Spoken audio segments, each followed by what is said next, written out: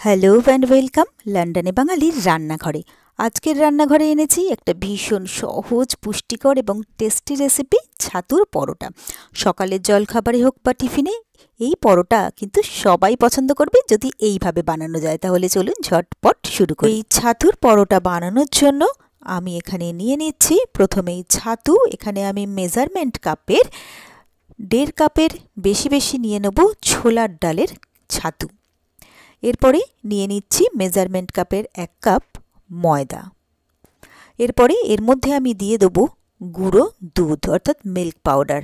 প্রায় 2.5 টেবিল চামচ milk powder আমি এর মধ্যে দিয়ে দিলাম। এরপরে দিয়ে দিচ্ছি এখানে 1/2 চা চামচ নুন। এরপরে দিয়ে দিচ্ছি 1 টেবিল চামচ জোয়ান। জোয়ানটাকে আমি একটু হাতে ঘষে তারপরে এর মধ্যে দিয়ে দিচ্ছি। এরপরে এই সবটাকে আমি ভালো করে একবার মিশিয়ে নিলাম। এরপরে এর মধ্যে আমি দিয়ে দিচ্ছি প্রায় 3 টেবিল চামচ তেল। এরপরে এটাকে আমি স্ট্যান্ড মিক্সারে লাগিয়ে দিলাম। দিয়ে প্রথমে আমি তেলটা দিয়ে ছাতুটা আর ময়দাটাকে ভালো করে ময়ান দিয়ে নেব। তো এটা আমার ভালোভাবে ময়ান দেওয়া হয়ে গেছে। এরপরে এর মধ্যে মাপ মতো আমি দিয়ে দিলাম জল। তো এরপরে এই ময়দাটাকে ভালো করে আমি মেখে নিচ্ছি।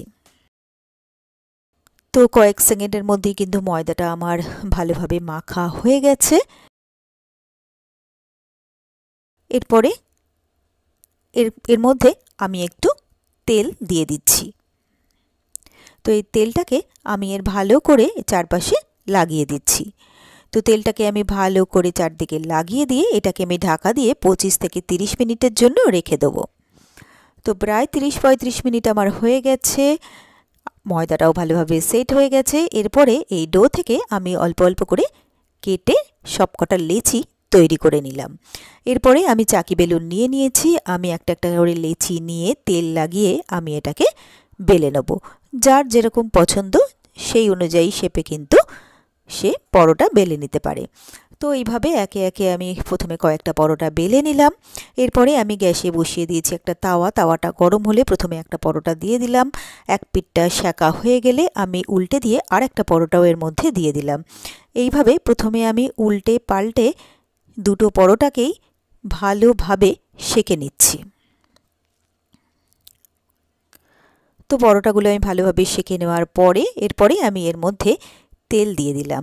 তো এক পিঠে ভালো করে তেল লাগিয়ে আমি এটাকে উল্টে দিচ্ছি। দিয়ে এ পিঠেও আমি ভালোভাবে তেল লাগিয়ে নিচ্ছি।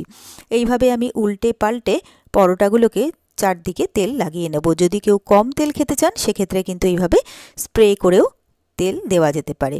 তো এইভাবে ভালোভাবে তেল লাগিয়ে উল্টে পাল্টে পরোটাগুলোকে আমি ভালোভাবে ভেজে নিলাম। এইভাবে আমি একে একে প্রত্যেকটা পরোটা ভেজে তুলে নিলাম। এরপরে একটা সার্ভিং প্লেটের মধ্যে পরোটাগুলোকে নিয়ে নিলাম। ধনেপাতা আর কাঁচা লঙ্কা দিয়ে গার্নিশ করে পরোটাগুলোকে সার্ভ করে দেবো। এটা চাটনি বা দইয়ের সাথে কিন্তু এই পরোটা সার্ভ করা যেতে পারে। তো এই তো কত সহজে তৈরি হয়ে গেল দারুণ টেস্টি ছাতুর পরোটা।